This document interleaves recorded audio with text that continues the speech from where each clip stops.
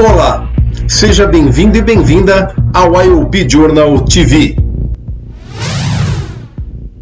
A Agência Nacional de Vigilância Sanitária, a Anvisa, criou o Sistema Nacional de Controle de Medicamentos com o objetivo de acompanhar a circulação de produtos farmacêuticos em toda a sua cadeia produtiva, desde a fabricação até o consumidor final. O prazo para que as empresas estejam adequadas termina em 28 de abril de 2022.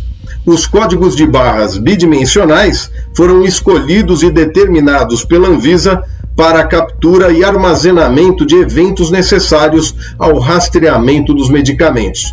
Sobre este assunto, eu conversei com Ricardo Verza Amaral Melo, executivo da GS1 para engajamento da indústria. Vamos assistir.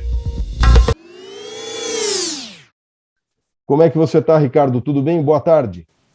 Boa tarde, Perim, tudo jóia? Tudo bom? E para todo mundo que está assistindo esse bate-papo nosso aí, né, nessa tarde, hoje meia cinzenta e fria aqui em São Paulo. É verdade. Ricardo, me explica um pouquinho aí quais são os impactos no modelo de negócios, nos processos e até nos sistemas atuais e quais mudanças precisarão ser feitas para que a indústria farmacêutica fique adequada a estes novos mandados aí da Anvisa, né? Do governo federal. Bacana. Perim, acho que uma coisa bacana é a gente voltar um pouquinho de histórico, né? Esse é um tema que já vem sendo tratado aqui no Brasil desde de muito tempo, mas a primeira lei foi colocada em 2009, né? E depois dessa lei foram sendo publicadas atualizações da lei e outras regulamentações, né? Da Anvisa, né? Combinando agora até na última IN que saiu há pouco tempo, que é a IN número 100, né? Do que se trata, então, esse projeto, né, essa lei? O governo brasileiro espera-se, então, que seja implementado, né, ele concedeu à Anvisa esse papel de definir qual seria um modelo para implementar uma rastreabilidade de medicamentos no Brasil.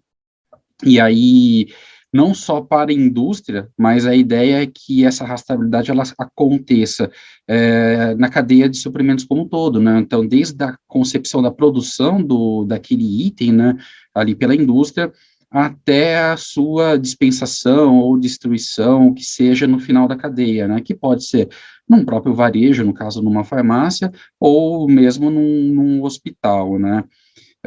Então, a ideia da Anvisa é justamente isso, trabalhar a nível de medicamento de caixa, de unidade, né? Então, cada caixinha que for produzida, daqueles medicamentos que são escopo da rastreabilidade, eles devem ter os seus eventos reportados por todo mundo na cadeia. Então, o que significa isso? A hora que a indústria ela produziu, ela tem que avisar a Anvisa que aquele produto foi produzido. A partir do momento que ela entregou, por exemplo, para uma distribuidora, ela avisa que entregou para a distribuidora avisa que recebeu, e assim sucessivamente, até chegar no hospital, por exemplo, o hospital avisa que recebeu, e em um dado momento ele sinaliza para a Anvisa que ele dispensou o medicamento, então ele não precisa, a rastreabilidade não espera que você atrele o medicamento dispensado à pessoa, é só a notificação de que ele foi dispensado, ou que ele foi destruído e tudo mais, né? Como que isso vai impactar nos negócios das empresas? E eu não me restringo só à indústria, eu falo da cadeia como um todo. Uhum. Claro que na indústria você tem uma necessidade de implementar uma série de mecanismos para que isso aconteça, então desde uma linha de produção, onde eu tenho uma impressora, olha que interessante, como a Anvisa ela quer rastrear a nível de unidade, antigamente a caixinha do medicamento, ela tinha o código de barras que a gente está acostumado, o EAN13, aquele código de barras tradicional, igual a gente vê no supermercado, e as informações de lote e validade, que são obrigatórias, elas estavam escritas, né, vou falar de uma maneira que nós conseguimos ler essas informações. O que a Anvisa requer, então, para esses medicamentos que são rastreados, ela requer informações adicionais, informações que chegam ao nível do item. Então, além do código de barras que a gente já conhece, o registro da Anvisa, que é fixo pelo medicamento, ela pede outras informações. O lote que a gente já estava acostumado, a validade que a gente estava acostumado, né, e a novidade é o número de série. O que é esse número de série, né? É um identificador único por unidade. Então, se eu produzir 100 caixas, vamos falar de um medicamento qualquer, eu vou ter a identificação na caixa número 1, número 2, número 3, e sucessivamente até a número 100. E isso vai permitir o quê? Que eu consiga, então, rastrear, que eu vendi a caixa de 1 a 10 para a empresa A, de 11 a 20 para a empresa B, e assim até o final da vida. Para que eu possa ter, então, na linha de produção, a capacidade de gerar esses dados variáveis, eu preciso de uma impressora, de um equipamento capaz de fazer essa serialização em linha, então não consigo mais receber caixas, obviamente eu vou ter uma caixa pré-impressa que veio de uma gráfica, mas eu vou ter uma área onde eu vou ter que imprimir um código de barras novo. Antes era o código de barras EAN13, que ainda vai continuar na caixa, porque eu tenho questões de compatibilidade com a cadeia, por uma venda no PDV, mas essas caixas vão ganhar um código de barras novo, que é um código de barras bidimensional 2D, que é o código de barras GS1 Data Matrix. Muita gente confunde o Data Matrix com o QR Code, são códigos diferentes, e isso é importante ter uma grande atenção, porque no momento da configuração do setup de linha, se a pessoa faz algo errado, e mesmo dentro do próprio Data Matrix, existem configurações a serem seguidas. Se a pessoa, vamos falar, o profissional ali não passa por uma validação adequada e usa um código errado, você descobrir isso lá na frente, você pode impactar toda a cadeia. Então, você passa desde a produção, a impressão, sistemas de gestão de informação, porque eu preciso gerar esses números de série, eu preciso armazenar essas informações, eu preciso reportar essas informações para a Anvisa, então vou ter que ter softwares, sistemas, integrações as mais variadas. É uma mudança bastante extensa no negócio das empresas, de todas elas da cadeia. E, Ricardo, me explica uma coisa, você vai ter que utilizar, então, a indústria farmacêutica, eu digo indústria daí considerando até o setor, né? Ou seja, da fábrica até o varejo, né? Ou até o uso num hospital ou numa clínica. Esses códigos que são os Data Matrix, eles podem ser associados a outros códigos e a outras tecnologias que também podem auxiliar aí no rastreamento, na identificação desses produtos, na serialização, ou mesmo em processos intermediários aí da distribuição, como o RFID ou uma impressão digital, não é o polegar, mas é imprimir a embalagem digitalmente? Todas essas outras tecnologias ou modos de codificação, eu entendo que elas possam eventualmente passar a ser secundárias, elas complementares. A Anvisa define, através da RDC, no caso, na primeira RDC que isso aparece, a 157, especificamente o código GS1 Data Matrix. Ele tem o código ISO, né, e deve ser adotado esse. Então, o que se espera numa integração de cadeia é encontrar esse código GS1 Data Matrix com as informações, inclusive na sequência definida pela própria Anvisa, né? Então, eu tenho uma caixa de transporte, eu quero usar uma etiqueta RFD para um processo meu interno, eu tenho outros acessórios, a impressão digital como um mecanismo de autenticidade, são complementares, não são regulados. O que a Anvisa regula é o GS1 Data Matrix, e esse deve estar, então, em cada uma das embalagens disponibilizadas no mercado. Compreendi. Então, na verdade, as empresas podem se auxiliar de outras tecnologias para fazer essa distribuição ter o controle desejado. Eventualmente, dentro do seu ambiente, onde ela controla, tem um volume, né, algo dentro relacionado à própria operação dela, mas quando a gente tem uma visão de cadeia, uma visão de cadeia e a regulamentação, o que deve ser seguido é o GS1 Data Matrix. Entendi. E em termos de benefícios aí, Ricardo, o que você está enxergando? Eu considero aí que tem questões como fortalecimento de marca, entendimento de hábitos do consumidor, mas eu acho que as principais são serviços básicos, né? Você saber a origem, por exemplo, do medicamento e a autenticidade dele. Quando a gente fala de saúde, existem vantagens infinitas, mas a principal delas é onde todo mundo deveria estar procurando a segurança do paciente. Então, tudo que se faz é pela segurança do paciente.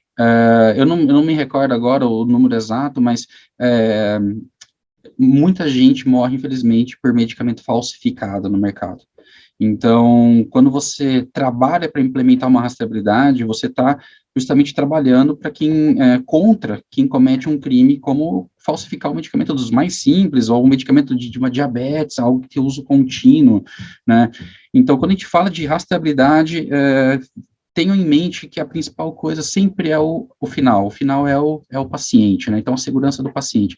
Com a rastreabilidade, então, cada um dos eventos, a gente consegue facilmente evitar uma fraude, porque a gente consegue verificar a autenticidade disso, a gente consegue lidar com roubo de carga, que é outra coisa que acontece, infelizmente, bastante no Brasil, esses desvios todos, né?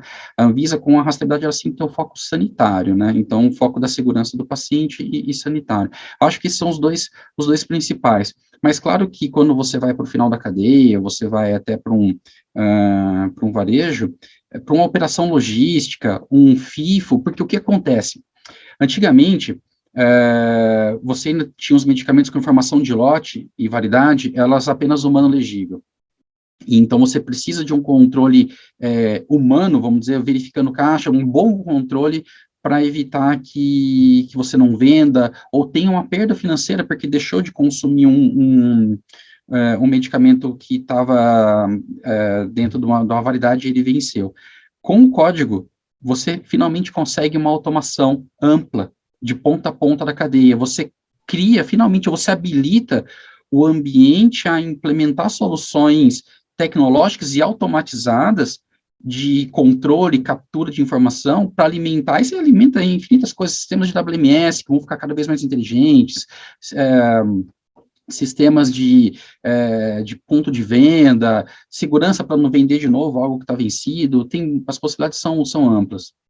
Na verdade, você pode fazer a utilização desse sistema, inclusive dentro dos hospitais, provavelmente, dentro das clínicas, para você ter um melhor controle da validade dos produtos, ou até mesmo monitorar internamente dentro de uma instituição de saúde se aquele medicamento está sendo entregue ou aplicado no paciente corretamente, no paciente correto até, né? Com certeza, porque o que eu tenho a oportunidade de ver hoje em dia quando eu visito hospitais muitas das vezes os medicamentos não têm esse código 2D ainda, você já tem, óbvio que existem empresas que estão já fornecendo, mas a maioria não fornece.